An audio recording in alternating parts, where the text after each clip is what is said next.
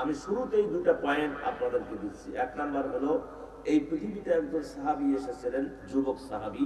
ওই সময় নাম হলো হযরত হুযাইফা না, হুযাইফা একজন, উনি বয়স্ক মুরব্বী সাহাবী, জলিলুল কদর সাহাবী। আর যার কথা আমি বলছি তিনি যুবক সাহাবী, নাম হলো হুযাইফা রাদিয়াল্লাহু তাআলা। উনি ইসলাম যখন কবুল করলেন, ইসলাম কবুল করার পরে কুরাইশেরা, কাফেরেরা, বেঈমান মুশরিকেরা এরা তাকে গ্রেফতার করলো। গ্রেফতার করে হাত দুটা বাঁধলো পিছনে, বেঁধে বলল, হয় ইসলাম ছাড়বি নতুবা মরবি। সে বলল যে আমি 1000 বার মরতে রাজি আছি, ইসলাম ছাড়তে রাজি না। এটা কোত্থেকে বলছে? ইমানের তাগাদা, ঠিক কিনা? আমাদের সমাজে টাকা পয়সা হলে, সোনা দানা হলে, ক্ষমতার লোভ যদি দেখায়, তাহলে এমনিতেই জোট সারে, এমনিতেই ওই জিনিসটা গ্রহণ করে নেয়। কথা বলে ঠিক কিনা? কিন্তু আমার ভাইয়েরা, রাসূল সাল্লাল্লাহু আলাইহি ওয়াসাল্লাম থেকে শুরু করে সাহাবায়ে কেরাম, তাবেঈন, আইম্মায়ে মুস্তাহিদিন, সালফে সালিহিন, বুজুর্গারে হক্কানি বুজুর্গারে, তারা বুলেটের সামনে দাঁড়িয়েও বলেছে যে আল্লাহ সুবহানাহু ওয়া তাআলার পথ থেকে 1 ইঞ্চি পিছপা সামনে, পিছপা পিছনে যাওয়ার কোনো সুযোগ নাই। এতে জীবন গেলেও যাবে, এতে মরতে রাজি আছি, বুলেট বুকে বহন করতে রাজি, নিতে রাজি আছি। বাতিলের কাছে, কাফেরদের কাছে, মুশরিকদের কাছে, বেঈমানদের কাছে, কোরআন বিরোধীদের কাছে, ইসলাম বিরোধীদের কাছে মাথা নত করতে রাজি না, মাথা নত করতে রাজি না। কথা বলে ঠিক কিনা? এটা ছিল তাদের মিশন। আমার ভাইজান, আমাদের মিশন হচ্ছে আলাদা। আমার রাসূলকে যখন দাওয়াত দিচ্ছিলেন তিনি কত অফার দিয়েছে জানেন না? সুন্দরী নারী দিবে, তারপরে আপনার মক্কার লিডার বানাবে, বিশাল বিশাল বিল্ডিং দিবে, তার কথায় সব উঠবে বসবে, আর রাসূলকে সোনা দানা দিয়ে ভরপুর করে দিবে। বিভিন্ন প্রলোভন আমার রাসূলকে দেখিয়েছিলেন, শোনায়াছিলেন। রাসূল কি বলেছেন? রাসূল বলেছেন যে আমি পৃথিবীতে এসেছি কিসের জন্য? উম্মতের কান্ডারি হিসাবে। পৃথিবীতে এসেছেন আল্লাহ সুবহানাহু ওয়া তাআলা পাঠাইছেন, প্রেরণ করেছেন দ্বীন প্রতিষ্ঠার জন্য, ইসলামকে প্রতিষ্ঠার জন্য, কোরআনকে পৃথিবীতে বাস্তবায়ন করার জন্য। যার কারণে আমার রাসূলের কোন লোভ লালসায় রাসূলকে কাবু করতে পারে নাই। সব সময় নবীজি ভরসা করেছেন কার উপর? আমরা করব কার উপর? আল্লাহর উপর যদি ভরসা করি তাহলে প্রত্যেকটা কাজে আমরা জয়লাভ করব। মুসলমানদের সাথে কে আছেন? মুসলমানদেরকে কে সহযোগিতা করেন? বদরের ময়দানে কে করেছেন? উহুদের ময়দানে কে করেছেন? মুতার যুদ্ধে কে করেছেন? খন্দকের যুদ্ধে কে করেছেন? আল্লাহর রাসূলের জীবদ্দশায় যত যুদ্ধ হয়েছে, রাসূলের ইন্তেকালের পরে সাহাবাদের পিরিয়ডে, খলিফাদের পিরিয়ডে যতগুলো যুদ্ধ হয়েছে, সাহায্য কে করেছেন? আল্লাহ রাব্বুল আলামিন ওয়াদা করেছেন, وَكَانَ حَقًّا عَلَيْنَا نَصْرُ الْمُؤْمِنِينَ। মুমিনদেরকে সাহায্য করা আল্লাহর জন্য কি হয়? আল্লাহর জন্য ওয়াজিব হয়ে যায়, হক হয়ে যায়। আল্লাহ বলে, বান্দা তুই মুমিন হ, আমি আল্লাহর গোলামি কর, আমি আল্লাহর দাসত্ব কর, আমি আল্লাহ তোর সর্ব হালতে সব সময় সাহায্য করব, তোকে রহমতের চাদর দিয়ে আমি আল্লাহ ঢেকে রাখবো। আর মুমিনের দাবি যদি কেউ করে, আনা মুসলিম, এই কথা যদি কেউ বলে, আমার ভাইজান একটা ম্যানুয়াল হিসাব দেখেন। আমরা যেটা দেখি, আমরা পরিবেশে দেখি, স্কুল, কলেজ, ইউনিভার্সিটি, মাদ্রাসায় আমরা দেখি এক ক্লাস থেকে আরেক ক্লাসে গেতে পরীক্ষা লাগে না? লাগে না? এমনিতে পাস করে দেয়? লাগে। তা আল্লাহ বলছেন, বান্দা তুমি যদি মুমিন হও, আমি কিন্তু তোমাদেরকে উত্তীর্ণের জন্য মাঝে মাঝে একটু পরীক্ষা নিব, তাতে তোমাদের ঈমানটা আরো মজবুত হবে। আল্লাহ সে কথা কুরআনুল কারীমের সূরা বাকারার 155 নম্বর আয়াত রব্বুল আলামিন বললেন, ওয়ালা নাবলুওয়ান্নাকুম বিশাইইম মিনাল খাউফি ওয়াল জু'i ওয়া নাকসিম মিনাল আমওয়ালি ওয়াল الأنفس والثمرات وبشر الصابرين। রব্বুল আলামিন বলেন, আমি অবশ্যই আমার বান্দা বান্দির পরীক্ষা নিব, মুমিনদের পরীক্ষা নিব, ভয় দিয়া শস্য ফলাদির ক্ষতি দিয়া, ক্ষুধা দিয়া, জানমালের ক্ষতি দিয়া, বিভিন্ন কায়দায় আমি আল্লাহ পরীক্ষা নিব। ও নবী, আপনি বলে দেন এই পরীক্ষায় যারা সবর ইখতিয়ার করবে তাদের জন্য আমি আল্লাহর পক্ষ থেকে সুসংবাদ। তাদের জন্য কি সুসংবাদ? সুসংবাদ কে দিলেন? আমার আল্লাহ দিলেন। আর সবরের সুসংবাদটা কি? সবরের পুরস্কার হলো আল্লাহর ডাইরেক্ট জান্নাত। সবরের পুরস্কার কি ভাই? আল্লাহর ডাইরেক্ট জান্নাত। যে সবর করবে আল্লাহ তাকে জান্নাত দিয়ে সন্তুষ্ট করবে। জান্নাত নামের এই নিয়ামতটা আল্লাহ পুরস্কার হিসেবে দিয়ে দিবেন। সম্মানিত হাজিরা, সেই হুযাফা রাদিয়াল্লাহু তাআলা উনি মাথা নত করলেন না। তারা দেখলো যে ছেলেটাকে মেরে ফেলে একটু আরেকটু দেখি অন্তত ঈমানটা নষ্ট করি। সে তো তার ভিতর তো একটা লোভ আছে, তার ভিতর তো একটা মনুষ্যত্ব আছে, একটা দিল তো আছে। দেখি আমরা একটু হার্ডলি একটু চেষ্টা করে দেখি, সাউন্ডটা একটু কমায় দাও, একটু চেষ্টা করে দেখি যে তার ঈমানটা নষ্ট করা যায় কিনা। ও একটা নর্তকী, মানে ওই সময়ের দেহ ব্যবসায়ী এই টকবগে যুবতীকে কন্ট্যাক্ট করলো, করে একটা ঘরের ভিতরে যুবককে ঢুকায়া দিল। আর এই যুবতীকে বলল, এই নাও মদের বোতল, এই নাও শুকুরের গোশত, এটা নিয়ে তুমি ভিতরে ঢোকো। যে কোনো মূল্যে তোমাকে এই যুবকের চরিত্র নষ্ট করতে হবে। যদি করতে পারো তোমাকে আমরা মোটা অঙ্কের গিফট দিব, মোটা অঙ্কের পুরস্কার দিব। এখন যুবতী বলল, এটা আমার বাম হাতের কাজ। এরা চুটকি দিচ্ছে, এটা বাম হাতের কাজ। তার কারণ আমার কাজ, আমার নজরে, আমার এই চক্রান্তের ভিতরে, আমার লালসায় এ পর্যন্ত যত যুবক পড়েছে একটাও চরিত্র নিয়ে বাড়িতে যেতে পারেনি। আর এই যুবক তো হলে এটা মামুলি ব্যাপার। আমার ভাইয়ারা, এই বেটি জানে না এই যুবককে, কথা ঠিক কিনা? এ বেটি জানে না এই যুবক কে, এই যুবক কার উম্মত, কার সাহাবী। বাস মদ, শুকুরের গোশত আর কি যুবতীকে ওই যুবকের ঘরে ঢুকায়া দিয়া একদিন এক রাত তারা দুজনে থাকবে। ওরা বাহির হয়ে বড় তালা লাগায়া দিল। একদিন এক রাত পরে আবার খুলে জিজ্ঞাসা করবে হলোটা কি। আমার ভাইয়েরা, যুবক যুবতী কোথায়? ঘরের ভিতরে। একদিন এক রাত। তাহলে পরবর্তী ঘটনাটা কি হবে এটা জানার দরকার আছে না? নাই আছে দরকার। তাহলে বসে থাকা লাগবে। পরবর্তী কি হলো, যুবককে চরিত্র নষ্ট করতে পারলো কি পারলো না, যুবতী ঘরে কি কি করলো। আমার ভাইয়েরা, এটা অবশ্যই আপনাদের জানার প্রয়োজন আছে। যদি জানতে চান আপনাদেরকে বসে থাকতে হবে। আরেকটা হিসাব আমি মা বোনদের জন্য জানাই। আমরা সারাটা জীবন শুনেছি মা খাতুনে জান্নাত, তিনি হলেন জান্নাতের সমস্ত রমণীদের সরদারিনী। শুনি নাই বাবা? এটা হাদিসে আছে, আছে না নাই? কিয়ামতের ময়দানে বিচার ফয়সালার পরে ফাতেমার সাথে যারা যাবে ওই জান্নাতের সমস্ত রমণীরা, রমণীদের সরদার হবেন, সরদারিনী হবেন কে? নবীজির কলিজার টুকরা হযরতে ফাতেমাতুজ জোহরা রাদিয়াল্লাহু তাআলা আনহা। তাহলে আমার প্রশ্ন হলো যে হযরত খাদিজাতুল কুবরা, তারপরে আপনার আরো যারা আছেন, আমার হযরত আয়েশা আছেন, তারপরে হযরতে উম্মে সালমা আছেন, তারপরে জয়নব আছেন, ময়মুনা আছেন, আরো অনেক তো নারী আছে। তারা না হয়ে রাবেয়া বসরি আছে, তারপরে আপনার আসিয়া আছে, তারা না হয়ে ফাতেমাতুজ জোহরা হলেন কেন? এটা প্রশ্ন জাগে কি জাগে না? কোন আমলের কারণে, কোন কথার কারণে আল্লাহ খুশি হয়ে রাসূলকে মেসেজ দিলেন, ও নবী আপনার মেয়ে জান্নাতীদের সমস্ত রমণীদের সরদারিনী? সে বিষয়টি কি জানার দরকার আছে না নাই?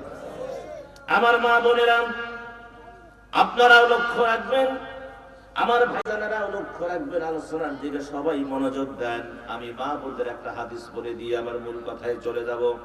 আমার মায়েরা, যেহেতু এখানে পুরুষের চাইতে মায়েরা ভরপুর হয়ে গেছে, এবং যারা বাড়িতে, ফ্ল্যাটে, বিভিন্ন জানলার কাছে, ঘরের ভিতরে আওয়াজ পাচ্ছেন, আলোচনা শুনছেন, মায়েরা নীরবতা পালন করেন।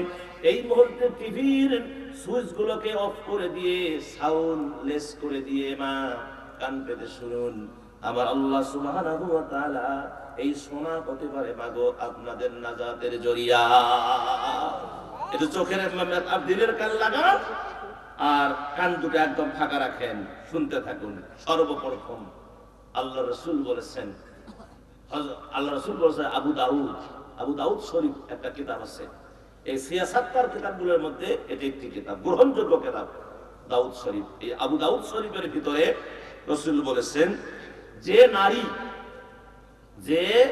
নারী কি করবে, স্বামী যখন বাড়িতে আসে, বাড়িতে আসার সাথে সাথে যে নারী একটা গ্লাস পানি তার স্বামীর সামনে ধরবে, ক্লান্ত বদনে স্বামী চাকরি থেকে, বিভিন্ন মাঠ থেকে, বিভিন্ন জায়গা থেকে দুপুরে আসে বা যে কোনো সময় আসে, এই সময় যদি ওই নারী যদি তার স্বামীর সামনে একটা গ্লাস পানি যদি ধরে আর পানি যদি স্বামী পান করে আলহামদুলিল্লাহ বলে, আমার রাসূল বলেছেন ওই নারীর আমলনামায় আল্লাহ সুবহানাহু ওয়া তাআলা গোটা পৃথিবীতে যত নর কিংবা নারী আছে সমস্ত নর নারীকে তৃষ্ণার সময় পানি পান করালে যে সওয়াব, এই পরিমাণ সওয়াব আল্লাহ ওই মায়ের আমলনামায় লিখে দেয়। শুধু তাই নয় মুসলমানেরা, নবীজি বলেছেন যে সমস্ত নারী সকালবেলা ঘর আঙ্গিনা বিছানা ঝাড়াঝাড়ি করবে, আর এই ঝাড়ু দেওয়ার সময় আপনার কে বলে ঝাড়ুটা হাতে নিবে, হাতে নেওয়ার সময় বিসমিল্লাহ বলে হাতে নেবে আর ঝাড়বে জিকিরের সাথে লা ইলাহা ইল্লাল্লাহ সুবহানাল্লাহ আলহামদুলিল্লাহ আল্লাহ আল্লাহ আল্লাহ। এইভাবেই যে নারী জিকিরের সঙ্গে ঝাড়ু দিবে, প্রিয় নবী বলেন কিয়ামতের ময়দানে আল্লাহ রাব্বুল আলামিন তার আমলনামায় এমন সওয়াব দিবেন, কিয়ামতের ময়দানে নাজাত তো দিবেন। এই কাবা শরীফ ঝাড়ু দিলে যে পরিমাণ সওয়াব, এই পরিমাণ সওয়াব আল্লাহ ওই মায়ের আমলনামায় লিখে দিবে। দুইটা, 3 নাম্বার হলো আমার ভাইয়েরা, কিয়ামতের ময়দানে হাসরবাসীরা আল্লাহকে দেখতে যাবে। জোরে বলেন না সুবহানাল্লাহ। কি ভালো লাগবে না? আল্লাহকে দেখতে যাবে হাসরবাসীরা কিয়ামতের ময়দানে, দেখতে ভালো লাগবে না? আল্লাহ যেন কবুল করে, আমিন করেন। কিন্তু এমন 2টা আমল আমার এই মায়েরা করবে যার কারণে আল্লাহ নিজেই ওই মাদেরকে দেখতে আসবেন। সুবহানাল্লাহ। আমল 2টা কি? আমার রাসূল বলেছেন যে নারী পর্দা করবে আর যে নারী স্বামীর খেদমত করবে, যে নারীটা পর্দা করে চলবে আর যে নারীটা স্বামীর খেদমত করবে, এই 2টা কাজ যদি কোনো নারী তার জীবনে করে যেতে পারে, আমার রাসূল বলেছেন আল্লাহ সুবহানাহু ওয়া তাআলা এই 2টা কাজের সম্মানে আল্লাহ নিজেই ওই মাদেরকে হাসরের ময়দানে দেখতে আসবে। আরো জোরে বলেন সুবহানাল্লাহ। আরো ওয়াজের দরকার আছে মা বোনদের জন্য। তারপরেও ফাতেমাতুজ জাহরা কেন জান্নাতের সরদারিনী হলেন, এই বিষয়টি আমি আপনাদের খেদমতে আস্তে আস্তে বলা শুরু করব ইনশাআল্লাহ। এখন আমার সাথে কণ্ঠ লাগায় পড়েন, আউযু বিল্লাহি মিনাশ শাইতানির রাজীম, বিসমিল্লাহির রাহমানির রাহিম। ওয়ামা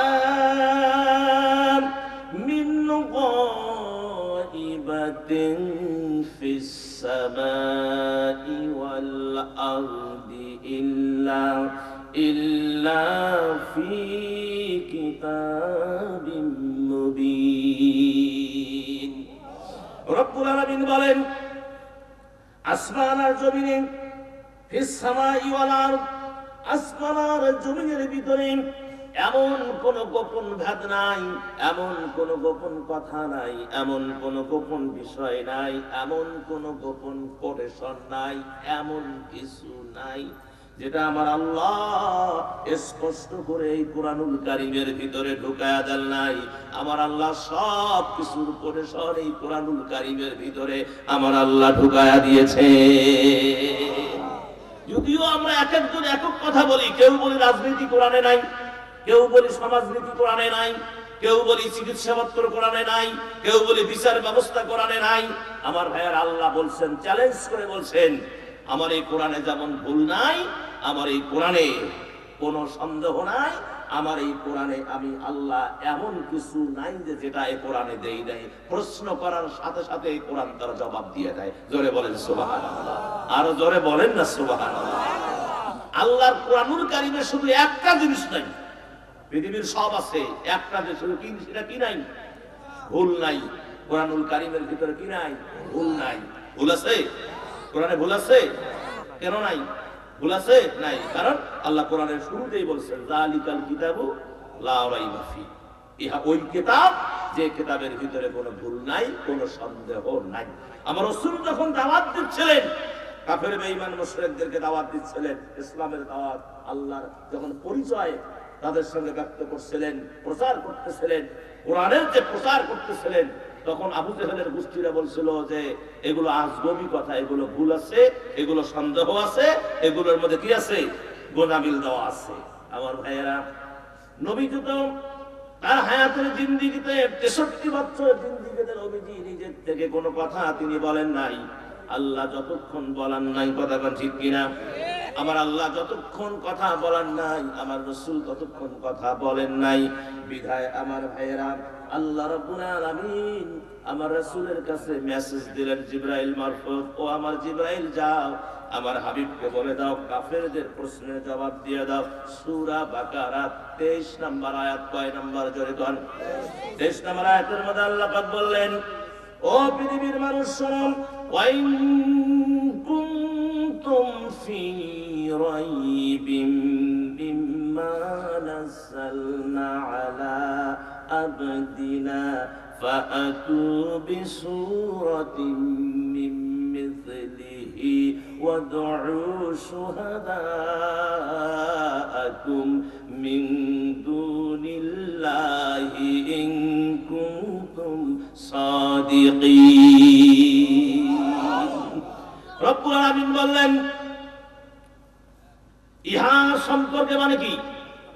আমি যা নাজিল করেছি, ইহা সম্পর্কে, কোরআন সম্পর্কে তখন যা নাজিল হয়েছিল, কোরআনের যে হিসাব নাজিল হয়েছিল, সূরা নাজিল হয়েছিল, আয়াত নাজিল হয়েছিল, রাসূল যা প্রচার করতেছেন, ইহা সম্পর্কে যদি তোমাদের কোনো সন্দেহ থাকে, তাহলে তোমাদের যত গোষ্ঠী আছে, তোমাদের যত সাহায্যকারী আছে, তোমাদের যত নেতা আছে, নেত্রী আছে, তোমাদের যত বুদ্ধিজীবী আছে, তোমাদের যত অর্থনীতিবিদ আছে, সমাজনীতিবিদ আছে, সমাজের যত মোড়ল আছে, সকলকে ডাক দিয়ে এক জায়গায় বসে তোমরা একটা এর মতো করে একটা আয়াত বা একটা সূরা রচনা করে নিয়ে আসো, তো দেখি ইন কুনতুম সাদিকিন, যদি তোমরা সত্যবাদী হয়ে থাকো।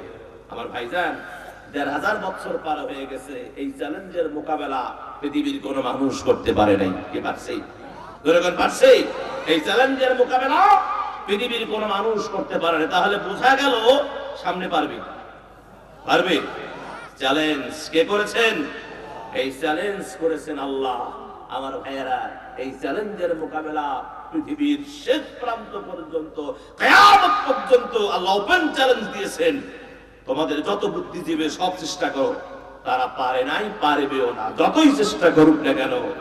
অনেক বুদ্ধিজীবী এই আয়াতটাকে নিয়ে গবেষণা করে, তারা কোরআনের সুশীতল ছায়াতলে আশ্রয় গ্রহণ করেছেন, ঈমান তাদের নসিব হয়েছে, তারা স্বর্ণের মানুষে, জান্নাতি মানুষে পরিণত হয়ে গেছে। কেবলমাত্র আমরাই, শুধু এই বাঙালি জাতি, আমরাই কিছু গোলামি আছি, আল্লাহর কোরআনকে বিশ্বাস করি না। যদিও বিশ্বাস করি, মুখে বিশ্বাস করি, অন্তরে মানি না। কথা ঠিক কিনা? অন্তরে যদি মানতাম, তাহলে আজকে এত কষ্ট আমাদের করার লাগতো না, এত কষ্ট আমাদের হতো না। যদি অন্তরে বিশ্বাস করতাম, বাড়িতে এত ক্যাসাল লাগতো না, সংসারে এত ঝামেলা হতো না, অভাব অনটন হতো না। তার কারণ আমার ভাইয়েরা, কোরআনুল কারীম আমরা সঠিকভাবে না মানার কারণে আজকে সমাজে আমাদের হযবরল বিশৃঙ্খলা, কেউ কাউরে দেখতে পারে না, ভাই ভাইকে সহ্য করতে পারে না, বোন বোনকে সহ্য করতে পারে না, ছেলে মেয়েকে, মেয়ে ছেলেকে, বাপ মাকে, মা বাবাকে সহ্য, বন্ধু বন্ধুকে, শুধু শত্রুতা লেগেই আছে। কথা বলে ঠিক কিনা? এমনকি জীবনের কোনোই নিরাপত্তা আমাদের এখন নাই, কারণ কোরআনের অনুশাসন নাই, কোরআনের সঠিক হিসাব আমাদের মাঝে নেই। আপনি দেখেন, এই দেশটা স্বাধীন থেকে শুরু করে অদ্যবধি আজ পর্যন্ত যত সরকার এই দেশে দেশ শাসন করেছেন, যত প্রধানমন্ত্রীর অর্ডারে দেশ চলেছে, আমার ভাইয়েরা, শান্তি 100% কেউ দিতে পেরেছে? কথা বলে দিতে পেরেছে? যতই নীতি চেঞ্জ হয়, যতই ধারা চেঞ্জ হয়, তত অশান্তির বেড়াজাল, ততই মদ, জুয়া, গাঁজা, জেনা, ব্যভিচার, অন্যায়, লুঠেরা, দেশের টাকা বিদেশে পাচার, এগুলো বেড়েই চলছে। কথা বলে ঠিক কিনা? এগুলো বেড়েই চলছে। আল্লাহর কসম করে বলছি, গাজীপুরে মৌচাকে কিয়ামত পর্যন্ত যদি মানুষের তৈরি করা সংবিধান দিয়ে এই দেশ শাসন করা হয়, দেশ চলে, সংসদ চলে, কিয়ামত পর্যন্ত 100% শান্তি কেউ দিতে পারবে না। কেবলমাত্র, শুধুমাত্র, একমাত্র কোরআনের সংবিধান 100% শান্তি দিতে পারে। এটা সব দলকেই বিশ্বাস করতে হবে, বিশ্বাস না করলে ঈমান থাকবে না। নতুন করে মুসলমান হতে হবে, কথা বলো না কেন? যদি কেউ বিশ্বাস না করে যে কোরআন সংবিধান 100% শান্তি দিতে পারবে না, এই বিশ্বাস যদি কেউ না করে তার ঈমান থাকবে না, তাকে নতুন করে মুসলমান আবার হতে হবে। আমার সম্মানিত ভাইয়েরা, চেষ্টা যতই করেন না কেন, ততক্ষণ পর্যন্ত সংসদে কোরআন যাবে না, কোরআনের সংবিধান হবে না, যতক্ষণ পর্যন্ত আমার ভাইয়েরা কোরআন দিয়ে দেশ চলবে না, ততক্ষণ পর্যন্ত 100% শান্তি আসতে পারে না। আমার মুসলমান ভাইয়েরা, এটাই হলো সিদ্ধান্ত। এখন চলে আসেন, কোরআনকে যদি প্রশ্ন করা হয়, কোরআন এই পৃথিবীতে আল্লাহ সৃষ্টির পরে কি দিয়া এই পৃথিবীটা শাসন করেছেন, পরিচালনা করেছেন? পৃথিবীতে এই মানুষের আগে কোন সৃষ্টি ছিল কি ছিল না? কোরআন জবাব দিচ্ছেন, আল্লাহ রাব্বুল আলামিন দুইটা জাতিকে বানাইছেন, তার মধ্যে আগে এসেছে জিন, পরে এসেছে মানুষ। কথা বলেন। আল্লাহ কোরআনুল কারীমে বললেন, বান্দারে দুইটা জাতিকে আমি আল্লাহর গোলামি, দাসত্ব, ইবাদত ব্যতীত অন্য কোন উদ্দেশ্যে আমি আল্লাহ সৃষ্টি করি নাই। তার মধ্যে একটা হলো মা খালাকাতুল জিন্না ওয়াল ইনসা ইল্লা লিয়াবুদুন। আল্লাহ জিন এবং ইনসানকে, মানুষকে সৃষ্টি করেছেন কিসের জন্য? গোলামি, দাসত্ব। জিন আগে আসছিল, পরে কি মানুষ। জিন বেশি মাতবরি করছে না, আল্লাহ সবগুলোকে ধ্বংস করে দিচ্ছেন, সব শেষ। এই শয়তান বদমাশ যে কোন দিক দিয়ে বেঁচে গেছে সেটা একটা ইতিহাস, ওদিকে আমি যাব না। আমি মূল কথাটা আমাদের বোঝাতে চাই, সেটি হলো যে আল্লাহ সুবহানাহু ওয়া তাআলা তারপরে একটা সিদ্ধান্ত নিলেন। কি সিদ্ধান্ত নিলেন? সেটা কোরআনে আছে না নাই? কোরআন কিন্তু সব সমস্যার সমাধান দিতে পারে। কোরআনকে যদি প্রশ্ন করা হয়, কোরআন বলো মানুষ সৃষ্টির ব্যাপারে আল্লাহ যে পরামর্শ করলেন ফেরেশতাদের সাথে, সে কথা তোমার কাছে আছে নাকি? কোরআন জবাব দিচ্ছে, হ্যাঁ আছে। আল্লাহ পাক কোরআনুল কারীমের সূরা বাকারার 30 নম্বর আয়াত আল্লাহ পাক বললেন, ও পৃথিবীর মানুষ শোনো, ওয়াইয ক্বালা রাব্বুকা লিল মালাইকাতি ইন্নী জাইলুন ফিল আরদি খলিফা। আল্লাহ এখানে সুন্দর করে বললেন, ওয়াইয ক্বালা রাব্বুকা লিল মালাইকাতি ইন্নী জাইলুন ফিল আরদি খলিফা। যখন আল্লাহ ফেরেশতাদেরকে নিয়ে পরামর্শ করলেন, ফেরেশতাদেরকে নিয়ে বসলেন আল্লাহ রাব্বুল আলামিন, যে আমি এই পৃথিবীর নেতৃত্ব দেওয়ার জন্য জমিনের খলিফা মানে প্রতিনিধি জমিনে পাঠাতে চাই, তোমাদের মতামত কি? এক সময় আপনারা ওয়াজ শোনেন নাই যে হুজুরেরা ওয়াজ করতেন, অবশ্য তারা ওই সময় তাহকিক করেন নাই। যার তাহকিক করলে এই কথাটা, মিথ্যা কথাটা বলতেন না। সেটা কি? যে তারা বলছিলেন আদম আর হাওয়াকে আল্লাহ জান্নাতে বানাইছে, তারা যদি ভুল না করতো তাহলে আমরা জান্নাতেই থাকতাম। এই ওয়াজ শোনেন নাই আপনারা? আসলে আমি শুনছি এই ওয়াজ একসময় হুজুরেরা করতেন। আপনারা এখানে বুঝেন, ভালো করে বোঝেন, যেহেতু আপনারা গাজীপুরের মানুষ, মৌচাকের মানুষ, যদিও বিভিন্ন জেলার থেকে আপনারা এসেছেন, আমাদের কুড়িগ্রাম জেলারও মানুষ এখানে আছে, রংপুরেরও মানুষ আছে, বিভিন্ন। আরে ভাই, এই গাজীপুর মৌচাকে আর স্থানীয় কয়জন আছে? স্থানীয় যদিও থাকে আপনার 30-40%, 60%, 70% বাইরের মানুষ। কথা বলেন। আমার সম্মানিত ভাইয়েরা, এখানে দেখবেন যে মানুষ বা ফেরেশতারা আল্লাহ পাক বললেন যে আমি এই জমিনের, যদি জান্নাতে আদম আর হাওয়াকে বসবাস করার জন্য আল্লাহ বানাইতেন, তাহলে বলতেন ফিল জান্নাতে খলিফা। ঠিক কি না? জান্নাত মানে কি? বেহেশত। আল্লাহ সেটা কিন্তু দেখে নাই, কোরআনে সেটা বলে নাই। সেটা বলছে ফিল আরদে খলিফা, মানে আল্লাহ আদম হাওয়াকে বানাইছেন জমিনের নেতৃত্ব দেওয়ার জন্য, পৃথিবীটাকে আবাদ করার জন্য, শুধু কিছুদিন জান্নাতে থাকার জন্য। আদম আর হাওয়া যে গন্ধম খাইছে না, এটাও আল্লাহর কুদরত কাজ করছে। তার কারণ আমার আল্লাহ আদমকে জান্নাতে রাখবে না, তাকে জান্নাতের জন্য বানান নাই, তাকে বানাইছেন জমিনের নেতৃত্ব দেওয়ার জন্য। আমরা ওই শব্দ থেকে বুঝি ফিল জান্নাতে নয়, ফিল আরদে, জমিনের নেতৃত্ব। বাস আল্লাহ পরামর্শ যখন করলেন, ফেরেশতারা তখন বললেন যে আল্লাহ যাদেরকে বানাবেন না, তারা পৃথিবীতে গিয়ে মারামারি, কাটাকাটি, হানাহানি, অন্যায়ের রাজত্ব তারা এই পৃথিবীতে করবে। এই পৃথিবীটাকে অহজবরল বিশৃঙ্খলায় মেতে উঠবে। ভাই ভাইকে চিনবে না, মারামারি, সবসময় রক্তপাত, দিমাকুম রক্তপাত ঘটাবে। আল্লাহ রাব্বুল আলামিন সেই কথাটাই এই আয়াতের মাঝ অংশে আল্লাহ পাক বলে দিলেন, ক্বালু আতাজালু ফিহা মান ইউফসিদু ফিহা ওয়া ইয়াসফিকু দিমাআ ওয়া নাহনু নুসাব্বিহু বিহামদিকা ওয়া নুকদ্দিসু লাক। আল্লাহ পাক বললেন, ফেরেশতারা বললেন যে আল্লাহ, যাদেরকে বানাবেন তারা পৃথিবীতে গিয়ে মারামারি করবে, দিমাকুম রক্তপাত ঘটাবে, ফাসাদ সৃষ্টি করবে, নাহনু আমরাই যথেষ্ট। তাহলে ওই ফেরেশতারা আজ থেকে পৃথিবী যখন সৃষ্টি করছে, আপনার মানব যখন সৃষ্টি করেছেন অনাদিকাল, সেই সময় বলছি এই তাদের কথা এখন যে বর্তমান যে প্রেক্ষাপট, মিল আছে না নেই? কথা কোন আছে না নেই? মিল একেবারেই মিলে গেছে। আজকে সমাজে যে অরাজকতা চলছে, সমাজে দুর্নীতি চলছে, সমাজের মধ্যে যে অন্যায় চলছে, আমার ভাইরা, এই কথাটা সেই সময় ফেরেশতারা আল্লাহকে বলেছিল যে আল্লাহ, দরকার নাই, এই পৃথিবীতে আমরাই আপনার ইবাদতের জন্য যথেষ্ট। যদি আল্লাহ খালি শুনতেন ফেরেশতাদের কথা, তাহলে আজকে আমাদের এই পৃথিবীতে আসা এত জ্যাকেটের মশান, এত কোটের মশান, চাদরের মশান, এত মাফলারের মশান, চেহারার মশান কিছুই থাকতো না। কথা বলে আল্লাহ তাদের কথাকে ধরলেন না, না ধরে আল্লাহ শেষে বললেন, ক্বালা ইন্নী আ'লামু মা লা তা'লামুন, যে আমি যাহা জানি তোমরা তাহা জানো না। আমার ভাইয়েরা, তাহলে ফেরেশতাদের কথাকে বিনয়ী করে আল্লাহ আমাদেরকে বানাইলেন। কেন বানালেন? ও কোরআন, জবাব দাও, তোমার ভিতরে আমাদের বানানোর যে রহস্যটা, এটা আছে নাকি? কোরআন জবাব দিচ্ছে।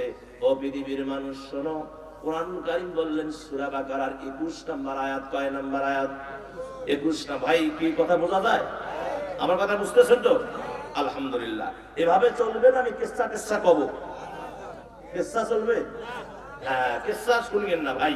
তার কারণ আজ থেকে 20 বছর, 15-20 বছর আগে যে কিসসাগুলো আমরা শুনছি, ওই কিসসাগুলো যদি ওই সময় কিসসা না হয়ে যদি কোরআন হইতো, তাহলে আমার মনে হয় ইসলাম, আমার মনে হয় আমরা আরো অনেক অ্যাডভান্স করতাম।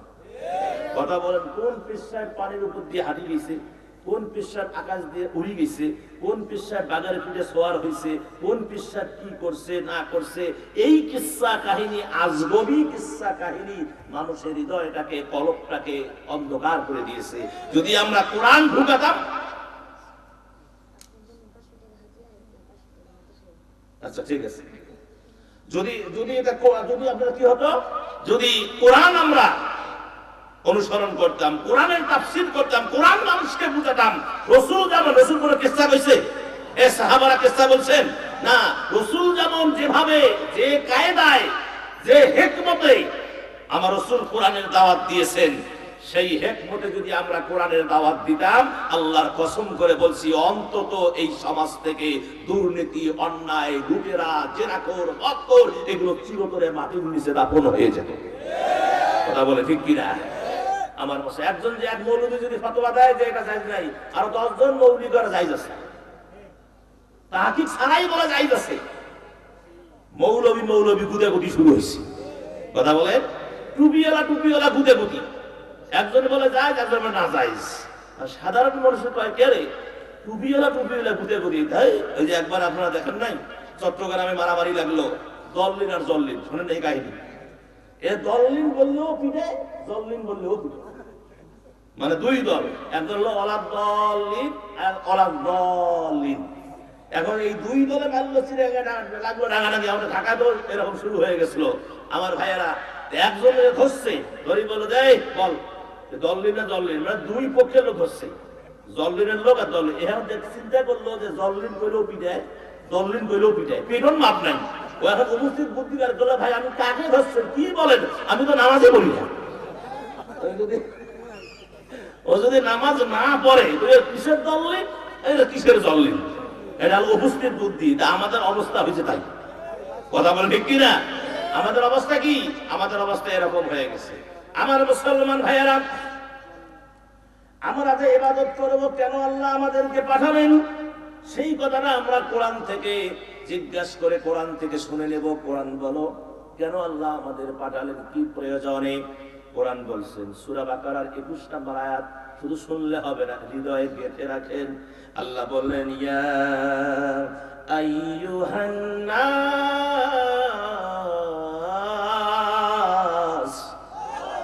যদি থামেন উবুদু, আর না থামলে না সুবুদু রাব্বাকুমুল্লাযী খালাকাকুম ওয়াল্লাযীনা মিন ইফরাদা ওয়াল্লাযীনা মিন ক্বাবলিকুম লাআল্লাকুম তাত্তাকুন।